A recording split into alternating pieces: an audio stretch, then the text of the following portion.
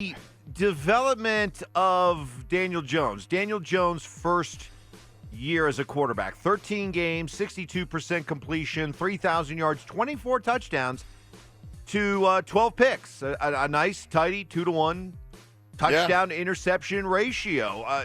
Is that what maybe makes you the most excited about a Pat Shurmur, Drew Lock combination?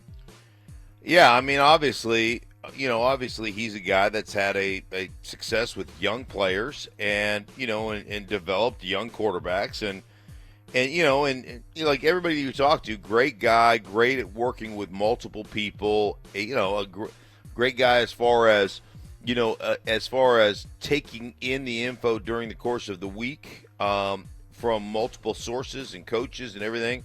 But on game day, once he puts his plan together, he understands what he's trying to execute and do all those things. And that's what a play caller is, really. And here's the thing, and we know this.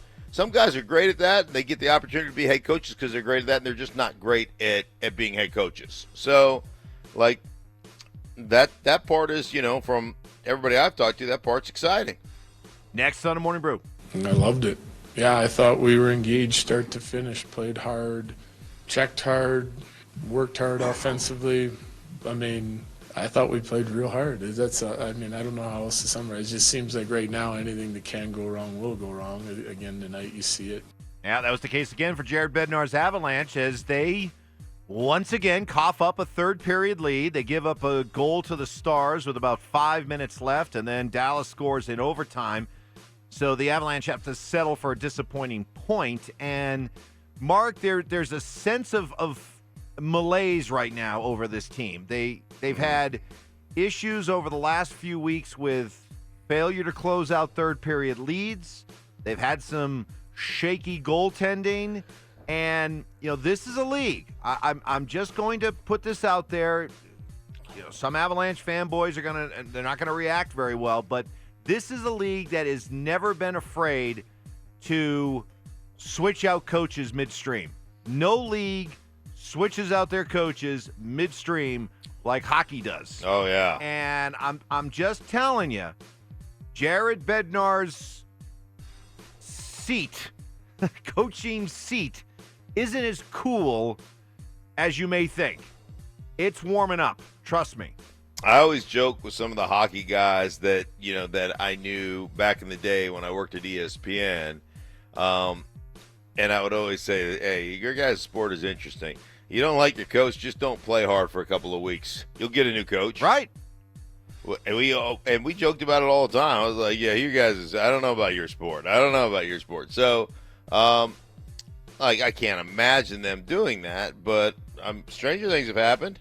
I've seen guys that have great resumes that get fired, because they have a 2-week stretch that's not very good. If this continues, one of two things could happen. Either there's a coaching change or there's a trade for a new goaltender. Watch both of those. Next on the Morning Brew. Think about it. The New York Yankees, the sky was falling. We lost game 2, and he was panicking here. Everybody was like, whoa, it's over. We scored 16 at Yankee Stadium. Suck on it. Well, just how much help was Alex Cora's Red Sox getting when they scored those 16 runs? So the tentacles of the Astros baseball cheating, sign stealing scandal takes another victim as Alex Cora, who many people feel is kind of one of the brainchild of the whole thing that started in Houston, brought it with him to Boston. He got fired. Now they're saying they parted mutually. Let's not kid ourselves. He got fired, and now there's increasing speculation that Carlos Beltran, who was with the Astros as well, he could be in trouble. So just how deep does this go around Major League Baseball? Yeah, well, I mean, obviously it's funny because there's certain cheating that's allowed, right? But then there's certain sign stealing that's gamesmanship, and then there's sign stealing that's crossing the line, right? And when you start using the electronics aspect of it, here's the other thing: is there was an awareness there in Major League Baseball and what's the commissioner Rob Manfred? Yeah, he comes out, basically sends a letter. It's kind of like Spygate. Hey, guys, we know you're doing this. Stop. And several teams continued. Maybe they tweaked it a little bit, but they continued. And obviously, Alex Cora, one of those guys that continued. And, we knew it. We talked about it yesterday. He was going to get fired. It was just a matter of time. Well, he got fired, and we'll see exactly what else transpires. But obviously, they'd like to make these things swift and then move on because pitchers and catchers show up in a month. Yeah, they don't want this thing to be hanging over. All right, next on the Morning Brew.